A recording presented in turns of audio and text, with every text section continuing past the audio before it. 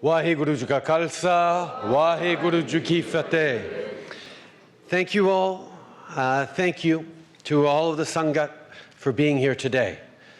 I want to especially thank Minister Chuggar for her kind introduction, and thanks also to everyone who was involved with bringing us all here together. I know there was a lot of work done, and it's wonderful to see so many people come together here.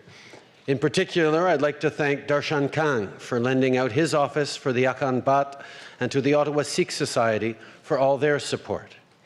And thanks too to Dr. Harjot Kaur for her fantastic singing, and before that, Rapinder Kaur and our own Anju Dhillon. This room was once known as the reading room, but perhaps the singing room would be more appropriate for now. Thank you for sharing your talents with us today. Across our country, at Nagar Kirtans and in Gurdwaras, we will see hundreds of thousands of Canadians celebrating the creation of Khalsa in 1699 by Sri Guru Gobind Singh Ji. When we reflect on the creation of Khalsa, we think of the call that Guru Gobind Singh Ji made for 5 brave volunteers to be inducted into the Khalsa. What Guru Gobind Singh Ji had in mind was a society based on equality. Those 5 individuals came from different religions, castes, and professions. Lorsqu'on pense au Canada, ces mêmes principes s'appliquent. L'égalité, c'est notre objectif. Chaque Canadien, peu importe qui il est et d'où il vient, mérite une chance réelle et équitable de réussir. And that is as it should be, in a country as welcoming and diverse as Canada is. A country strong not in spite of our differences, but because of them. Unfortunately, as we all know, Canada hasn't always lived up to that ideal. This year will mark the 102nd anniversary of the Komagata Maru incident, where 376 passengers of mostly Sikh descent arrived in Vancouver and were refused entry to Canada due to the discriminatory laws of the time. The passengers of the Komagata Maru, like millions of immigrants to Canada since, were seeking refuge and a better lives for their families. With so much to contribute to their new home, they chose Canada, and we failed them utterly.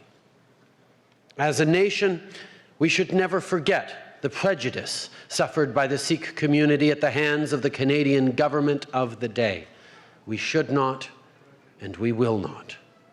That is why next month, on May 18th, I will stand in the House of Commons and offer a full apology for the Komagata Maru incident.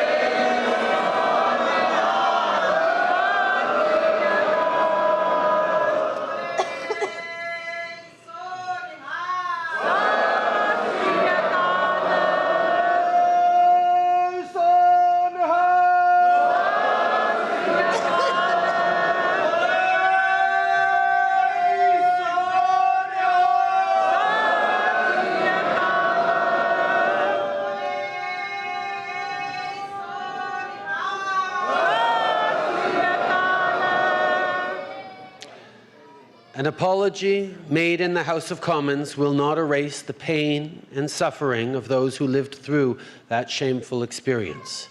But an apology is not only the appropriate action to take, it's the right action to take, and the House is the appropriate place for it to happen. It was in the House of Commons that the laws that prevented the passengers from disembarking were first passed. And so it is fitting that the government should apologize there on behalf of all Canadians. It's what the victims of the Komagata Maru incident deserve, and we owe them nothing less.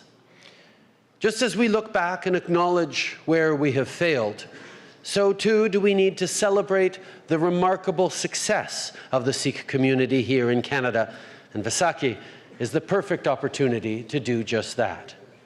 April is a special month, not only for Sikhs, but for all Canadians.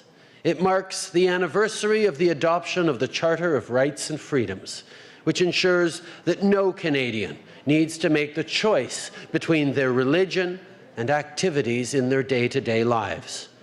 The Charter ensures that the 5 Ks are protected.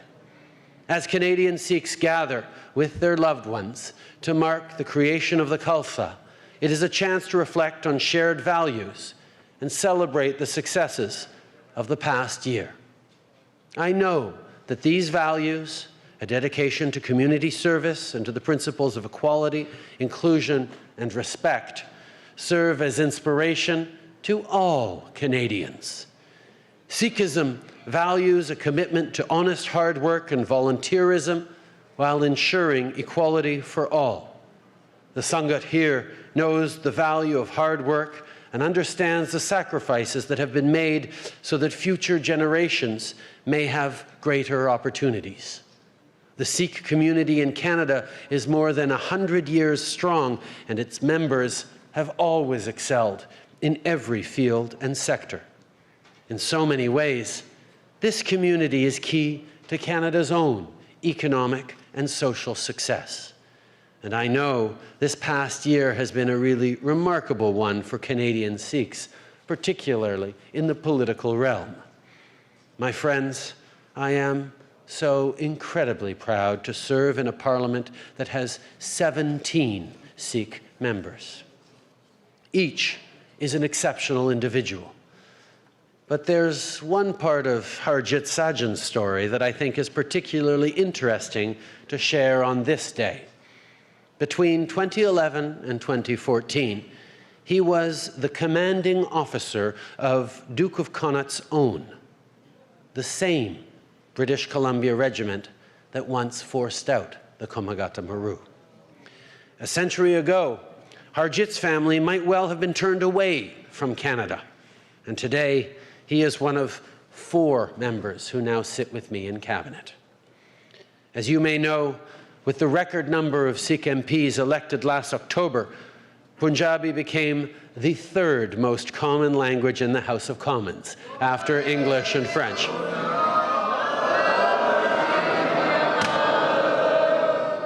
Now, I can't claim to speak the House's 3rd language as well as I do its first 2, but on this occasion, I am deeply honored to be able to say again, Vaheguru Ji Ka Khalsa, Vaheguru Ji Ki Fateh.